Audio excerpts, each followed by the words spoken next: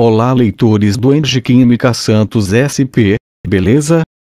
Aqui é o Pedro Coelho, com mais um vídeo bem interessante para vocês. Hoje, eu vou falar um pouco sobre o negócio do tio Heisenberg. A tal da meta que afeta as minas, que foi um pedido especial de 2 leitores do blog. Que, como alguns dos leitores do blog, têm preguiça de ler os meus textos, porém eles gostam de ouvir a minha voz máscula. KKKKK. Brincadeiras à parte, nesse vídeo, eu vou falar um pouco sobre a história da metanfetamina, os efeitos do vício, o abuso, a proibição de seu uso e os impactos ambientais causados pela produção clandestina. Caso você não goste da minha voz máscula, eu também deixei o link do texto, para que vocês possam ler depois. Então, bora começar logo essa bagaça.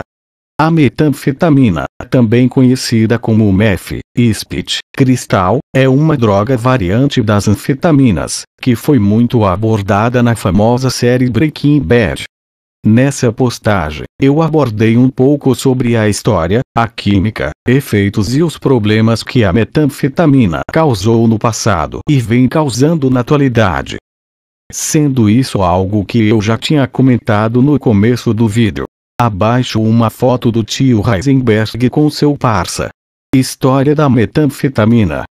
A metanfetamina foi sintetizada pela primeira vez pelo químico e farmacologista japonês Nagai Nagayoshi em 1893, que a obteve a partir da efedrina.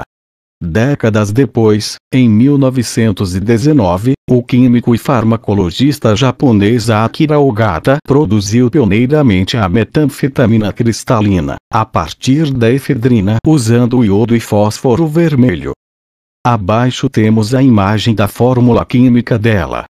Até a década de 30, os efeitos e as propriedades da metanfetamina não eram totalmente conhecidos.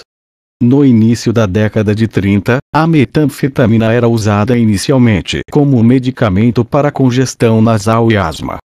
Depois de um tempo, notou-se também que ela poderia ser usada como estimulante antidepressivo. Nessa época, a metanfetamina em forma de cristal era geralmente fumada e a em forma de pó, geralmente cheirada, sendo que a mesma também podia ser misturada com água e injetada por via intravenosa, e em alguns casos até ingerida quando diluída. Agora a foto que a galera estava esperando, que é a do cristal de metanfetamina. Sendo que infelizmente ele não é naturalmente azul. OBS, o tio Heisenberg enganou vocês kkkk. Mas para a alegria de vocês, eu não gosto de enganar o pessoal. Metanfetamina na Segunda Guerra Mundial. No início da década de 40, a metanfetamina foi amplamente utilizada durante o período da Segunda Guerra Mundial, para aumentar a resistência e agilidade, e evitar a fadiga dos soldados. O governo japonês deu a substância a seus pilotos kamikazes, assim como o governo alemão deu para seus soldados e até Hitler, supostamente, recebia injeções de metanfetamina todos os dias. Os exércitos dos aliados deram para soldados e pilotos, mas abandonaram a prática, pois notaram que os soldados ficavam mais agressivos e violentos ao usarem a metanfetamina. Após a Segunda Guerra Mundial, o governo japonês e o governo alemão tinham enormes estoques de metanfetamina, que dispensaram comercializando com a população civil. Em vários países da Europa, a metanfetamina era um fármaco controlado que era comercializado livremente, sendo o país com a maior produção de metanfetamina, a República Tcheca. Após alguns anos, a população começou a abusar e a sofrer com vício em metanfetamina, que foi usada indiscriminadamente pela população. Abaixo temos uma imagem do Pervitin, que era uma das maneiras de como a metanfetamina foi comercializada na Alemanha. Abuso e começo da proibição no mundo. No início da década de 1950, a metanfetamina, assim como outras anfetaminas, era uma droga popularmente usada para se manter acordado, perder peso e melhorar o desempenho atlético. Apesar de ser uma droga controlada, que precisa de prescrição médica, a metanfetamina e as anfetaminas estavam com seu uso em ascensão entre a população civil, incluindo grupos como estudantes universitários, motoristas de caminhão, atletas, donas de casa e as pessoas que executam trabalhos monótonos. Em 1959 nos Estados Unidos, o FDA proibiu o uso de inaladores à base de anfetaminas em função do seu grande abuso. No entanto, o uso da metanfetamina e das anfetaminas estava sendo promovido como agente terapêutico para problemas de saúde, tais como hiperatividade, obesidade, narcolepsia e depressão. Na década de 1960, o uso da metanfetamina por injeção intravenosa começou a ganhar popularidade, especialmente entre as pessoas que já utilizavam outras drogas ilícitas, pois o uso por injeção intravenosa provoca um intenso efeito de euforia. Na década de 1970, o uso indiscriminado e extremamente abusivo de metanfetamina e de anfetaminas começou a ser reconhecido por legisladores, que começaram a criar leis mais restritivas para seu uso e produção. Entre as medidas tomadas, os governos também impuseram controles mais restritivos sobre fenil, 2-propanona, um dos precursores químicos para a metanfetamina. As leis criadas ajudaram muito na redução do número de usuários, punindo também traficantes que produziam a metanfetamina e as anfetaminas ilegalmente. Porém, na década de 1980, os traficantes descobriram outros precursores químicos para a metanfetamina, a efedrina e a pseudoefedrina.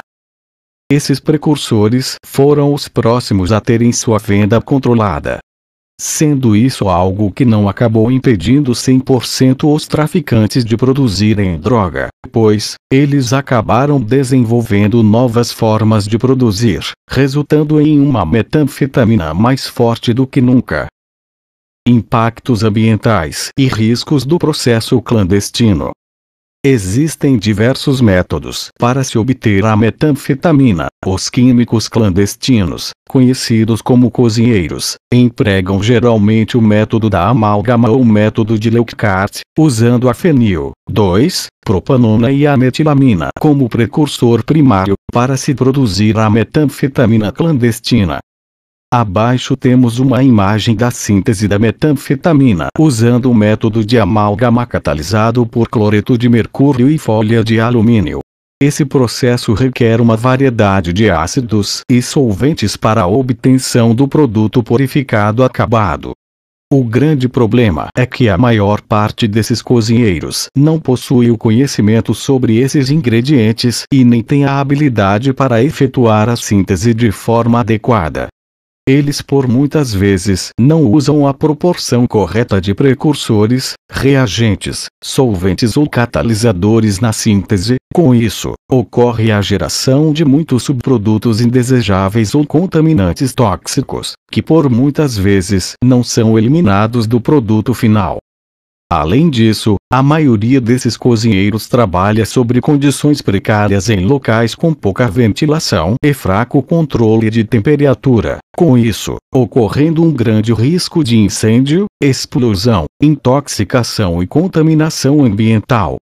Pois, a maioria dos compostos envolvidos no processo é inflamável, e ainda, alguns compostos possuem metais pesados em sua composição, dependendo da síntese usada. Outro problema grave do processo clandestino é o armazenamento e descarte irregular dos resíduos do processo, que não é armazenado e eliminado de acordo com as normas técnicas para resíduos perigosos, classe 1, sendo geralmente despejados no solo, na galeria de esgoto comum e até em sistemas de fossa séptica, contaminando águas superficiais, águas subterrâneas e mananciais. Efeitos do vício em metanfetamina.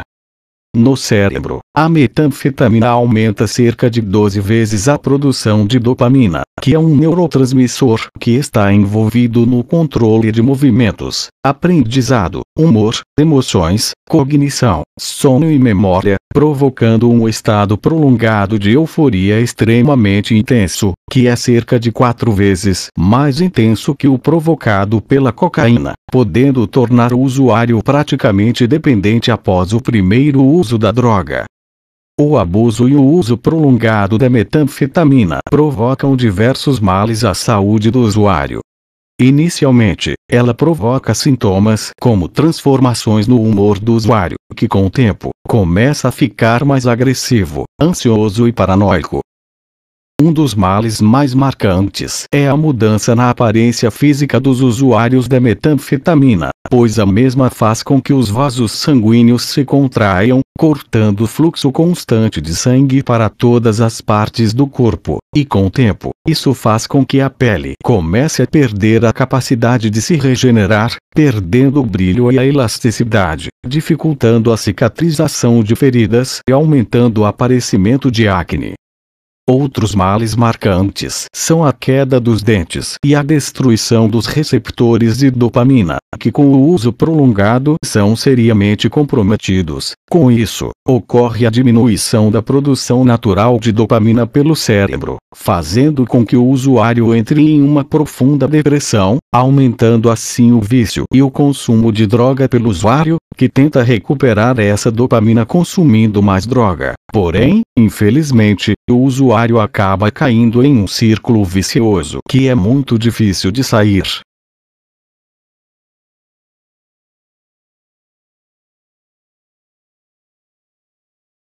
E aí galerinha do YouTube, curtiram o vídeo, hein?